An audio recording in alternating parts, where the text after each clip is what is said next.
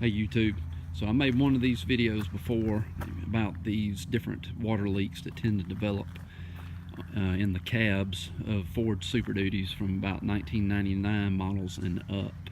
And as I've done my research, I also found that these issues tend to arise in other make and models of vehicles as well. And just kind of a common issues, I guess you could say, between manufacturers with these water leaks. And hopefully this will help someone, save them a lot of headache in mitigating these issues and resolving these leaks. Because like I say, this has been something, as I've done my research, it's not just a Ford issue. I've seen them with videos about Chevrolet pickups, some regular passenger cars that had these issues, this kind of thing. So but I just want to throw out there what I found. Hopefully, like I say, save someone a lot of headache. But my main culprit, I've actually had probably about 6 different leaks that developed on this truck. Mechanically, like I said, this truck's been great, but I've had these ongoing water issues. And the first one that was brought to my attention was about 2 o'clock in the morning, probably over a year and a half ago now. The horn on the truck started blowing on its own about 2 o'clock in the morning, and it had been raining all day, the day before, but it had not rained in a couple of hours. But water was running in and dripping on the GEM module, which is the fuse panel right up under the dash on the driver's side. Water was dripping on that, causing the horn to short out and blow. So that was when it was first brought to my attention that there was a water leak issue with this truck.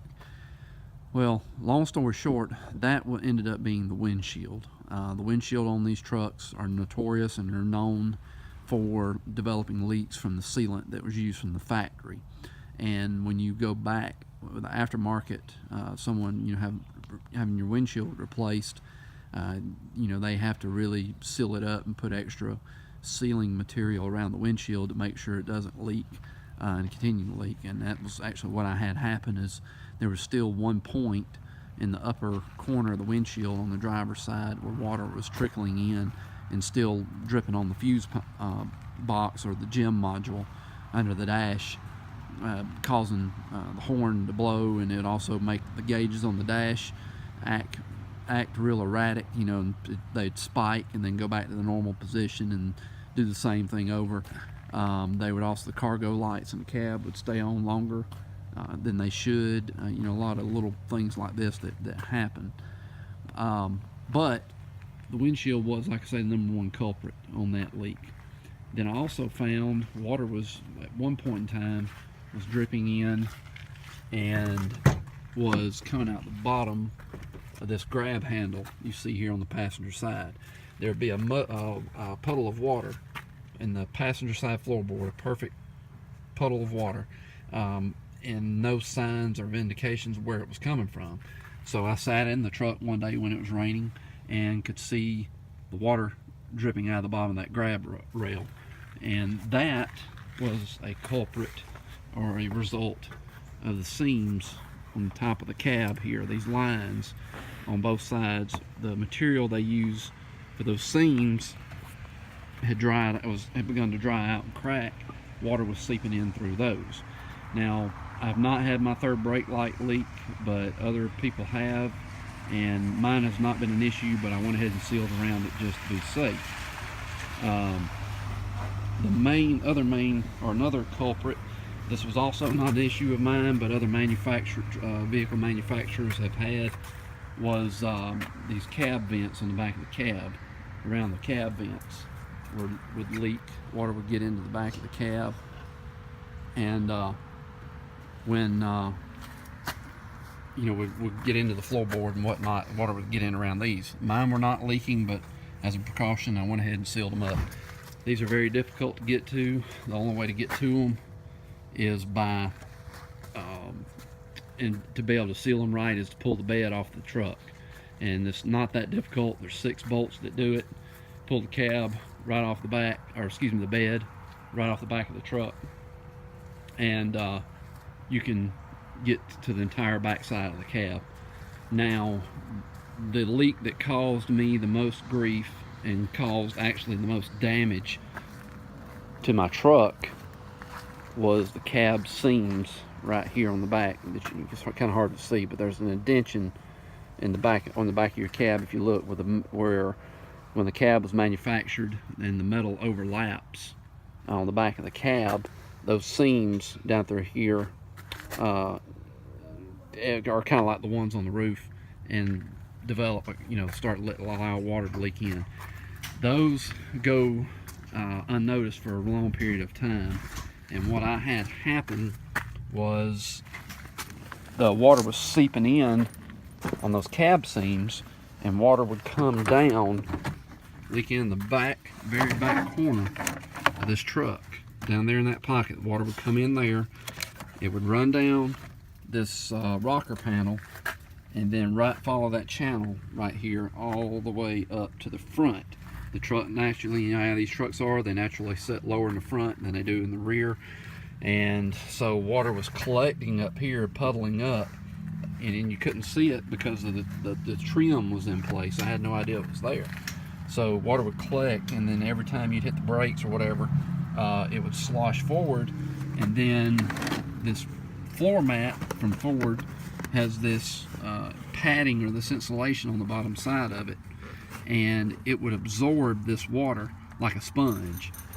And like I say, this went on, I don't know for how long, but I just one day was cleaning this channel out, noticed it was full of water, and then noticed this pad was soaking wet, and then pulled it up and pulled it back, and lo and behold, it had almost rusted out the floor pan in my truck. Now all that black that you see there, that is not from the factory. It was green, was the color of it, the same color as my truck, but I had to go in and clean out all that rust, and then I put in Rust-Oleum roll-in bed liner to cover up the rust instead of trying to paint it and do all that. It was just a lot more solid material. But like I say, that's what I had to do to correct that problem after it almost rusted my floorboard out.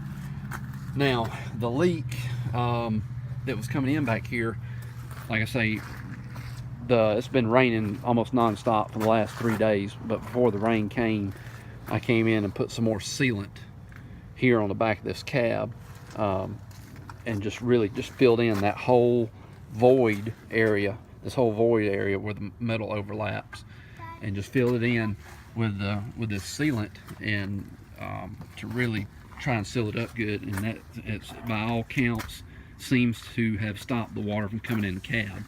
I went to the extent of putting a new back glass in, a new gasket, and while the window was out, I even checked where the metal was overlapping right here under the window, and put some more sealant there. That did slow it down, but it did not stop it when I put some sealant under this back glass, under this gasket. And we really had to come in here where this cab seam is, and like I said, none of that obviously is not from the factory. It's not the most pretty thing to look at, but it took care of the issue, and you can't ever see it when the bed is on the truck. But like I say, to take the bed off, there's 6 bolts. You unfasten your fuel supply line and the vent hose, and then also take off the rear bumper and unhook your tail lights and trailer lights, and then you can pick it up. If you've got access to a tractor or got a few friends that can help you pick it up, 6 people can pick it straight up off the back of the frame and set it off somewhere where it won't get damaged.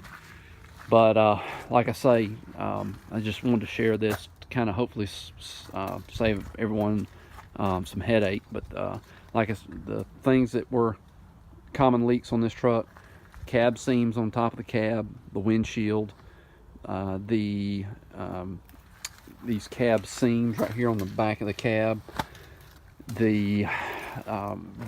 My vents were not an issue, but as a precaution, I went ahead and sealed them, the vents on the back of the cab.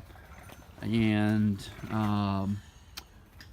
there was one other thing that I'm forgetting.